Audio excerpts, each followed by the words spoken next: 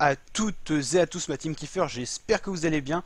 Aujourd'hui on se retrouve pour une nouvelle vidéo spéciale, une nouvelle vidéo cyclisme, sport. Je vous rappelle qu'on suit toutes les grandes compétitions cyclistes sur ma chaîne YouTube, donc n'hésitez pas à vous abonner, activer la petite cloche des notifications pour être tenu au courant de tout ça. Puis la petite cloche, ça permet que ça vous désabonne pas parce que des fois il y a des petits bugs, tout ça en ce moment. Donc fini la parenthèse, on va voir aujourd'hui dans cette vidéo le parcours du Critérium du Dauphiné, présentation complète avec tous les profils d'étapes et à chaque fois un petit pronostic pour savoir quel favori pourrait remporter telle ou telle étape, les favoris au niveau du sprint, les favoris au niveau du général. On va voir tout ça dans cette vidéo. Donc voici déjà le parcours complet avec le grand départ à Clermont-Ferrand, première étape le 12 août. Ça va s'achever le dimanche 16 août. Donc c'est vraiment une préparation pour le Tour de France. On va retrouver beaucoup de grands champions, Egan Bernal, Thibaut Pinot et bien d'autres. On verra dans une autre vidéo d'ailleurs la présentation des coureurs. Donc il y aura une playlist créée pour le Critérium du Dauphiné. Donc on va suivre tout ça en intégralité. Il y aura les vidéos avant course et également résumé de chacune des vidéos sur ma chaîne YouTube.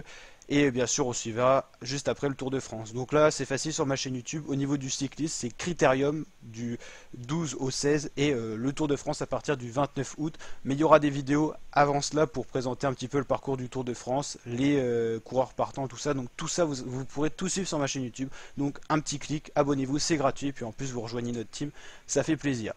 Donc Clermont Saint-Christophe en Jarez, c'est la première étape, une étape de type accidenté de 218,5 km.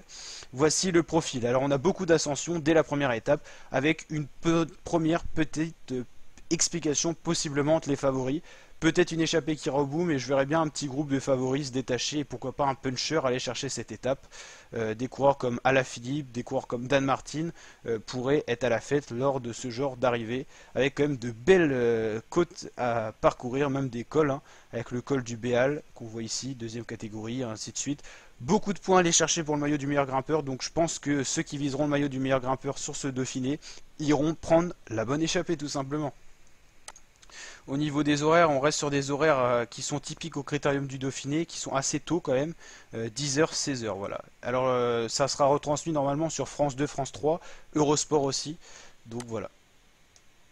Étape 2, 135 km et étape 2 avec une belle arrivée au col de Porte. C'est vraiment comme un Tour de France cette année qui va être très montagneux. Bah là, le Dauphiné, il suit le Tour de France, la grande tendance, et c'est très montagneux aussi. Là, première grosse explication de favori avec quand même 17 km 5 à 6,2% de moyenne. On va avoir le droit à du spectacle. Peut-être que des échappés arriveront à prendre assez d'avance et iront se disputer la victoire d'étape. Et derrière, on aura donc la course pour le général.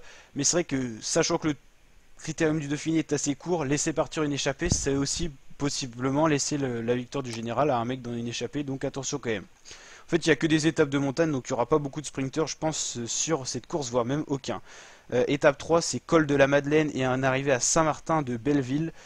C'est une très très belle étape de montagne, ça va être un vrai kiff de regarder ça et de suivre ça avec vous la team, parce que là franchement c'est que du lourd. Étape 4, c'est une étape de montagne avec une arrivée avec des pourcentages plutôt roulants. Un coureur comme Primoz Roglic, un coureur comme Tom Dumoulin pourrait être avantagé sur une arrivée comme ça.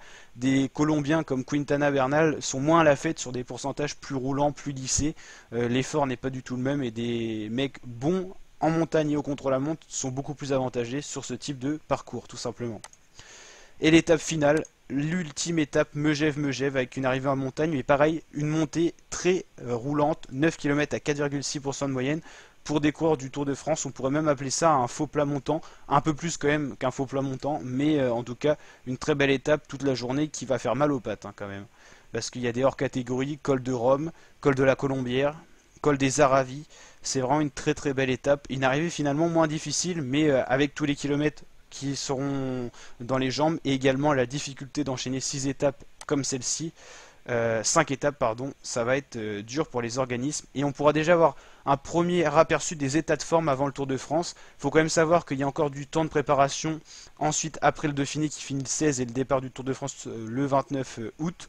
Donc forcément les moments de forme peuvent varier, c'est-à-dire un coureur qui gagne le Critérium ne gagnera pas forcément le Tour parce que déjà le Critérium il n'y aura pas tous les meilleurs coureurs et en plus l'état de forme peut varier énormément. En 15 jours on peut passer d'un bon état de forme à un état de forme mauvais. C'est pareil hein, pour dire Roglic qui vient de gagner le Tour de l'Ain, il était devant Bernal et tout ça, ça se trouve Bernal Bernal a un type d'entraînement qui est pas du tout le même que Roglic et va peut-être atteindre son pic de forme en deuxième, troisième semaine du Tour de France, justement pour essayer de le remporter. Donc faut pas s'enflammer, on peut déjà voir qui est très juste, par exemple un coureur au général qu'on attend et qui arrive 50e sur une étape de montagne, même avant le Tour, ça quand même, ça paraît compliqué, mais ça permet déjà de voir qui est là et qui ne l'est pas, voilà. Donc voilà pour cette vidéo, si ça vous a plu, n'hésitez pas à vous abonner à ma chaîne YouTube, à activer la petite cloche des notifications, à liker la vidéo, ça me permettra de savoir que ça vous plaît. Et je vous dis donc à très bientôt pour de nouvelles vidéos, et notamment pour ce critérium, on va le suivre en intégralité, mais avant qu'il commence, on aura tous les coureurs partants, et toutes les équipes. Allez, ciao!